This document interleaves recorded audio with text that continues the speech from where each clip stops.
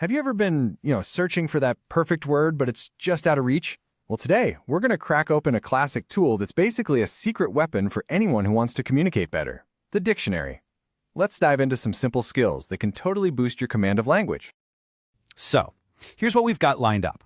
First, we'll get into why a dictionary is still such a powerhouse. Then, we're going to get hands-on with the one rule to rule them all, the alphabetical rule. After that, we'll figure out how to order words, and then we'll master the actual steps to find any word you're looking for. By the time we're done, you'll see this thing as your own personal language toolkit.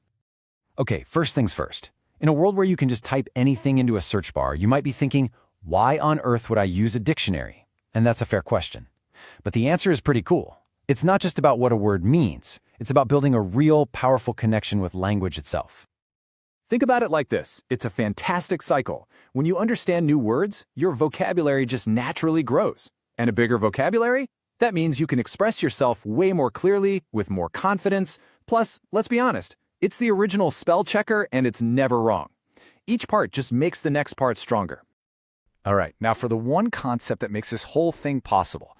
It's a really simple rule, but it is the absolute key that organizes millions of words and lets us find every single one.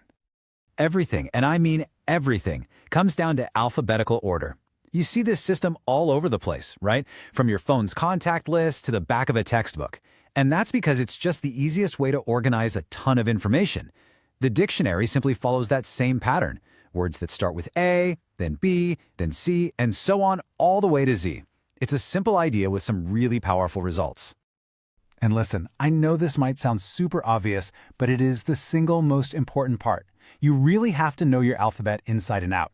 Being solid on your ABCs is the bedrock for everything else we're about to do. If you're a little rusty, no worries. A quick run-through will make all the difference. Okay, so we've got the main rule down. Now let's actually put it to work. We'll kick things off with something easy, and then move up to some trickier examples. Time for a little pop quiz to get the gears turning. Take a look at these two words right here, arrow and bridge. If you were flipping through the dictionary, which one would you come across first? If you said arrow, you are 100% correct. See? It all comes down to that very first letter. A in arrow comes before B in bridge, so arrow is always going to show up first. Simple, right? But here's where it gets a little more interesting. What do you do when two words start with the exact same letter? How does a dictionary decide the order then? The logic here is actually super straightforward. You just go down the line. You start by comparing the first letter. If they are match, you just slide over to the second letter. If those match, you guessed it, you move to the third. You just keep on going letter by letter until you find the first place they're different. So let's check out an example. Back and brick. They both start with B, so that's a tie. We just ignore it and move to letter number 2. We've got an A in back and an R in brick. Since A comes way before R in the alphabet, the word back comes first. Easy peasy. Let's just push it one step further with back and bake. Okay, so here, the first two letters, B, A, are exactly the same. So what do? We look at the third letter. Now we're comparing the C in back with the K in bake. And since C comes before K, back gets the spot first. So we've totally got the theory down now.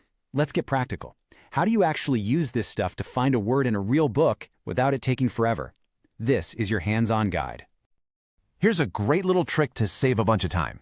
Just estimate.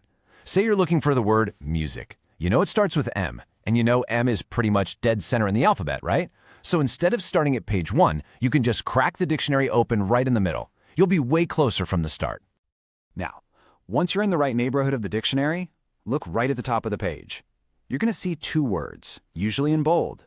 These are your guide words, and trust me, they are your best friends. They're like little road signs that tell you the first and last word on that page. So this all comes together in a super simple 4-step strategy. First, you estimate about where your word is. Then, you open it up and check those guide words. You flip pages forward or backward until your word would fit alphabetically between those two words at the top.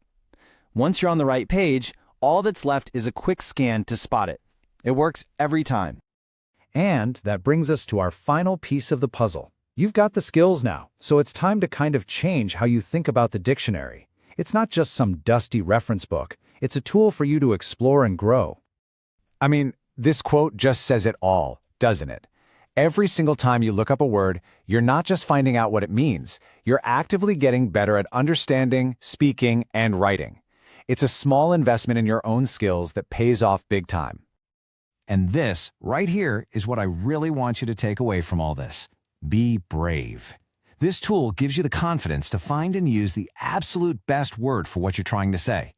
Don't just settle for a word that's close enough. Go find the perfect one. So, I'm going to leave you with this question. Now that you've got this amazing tool at your disposal, what's the first new word you're going to hunt down and make your own? Go have some fun with it. The adventure is just getting started.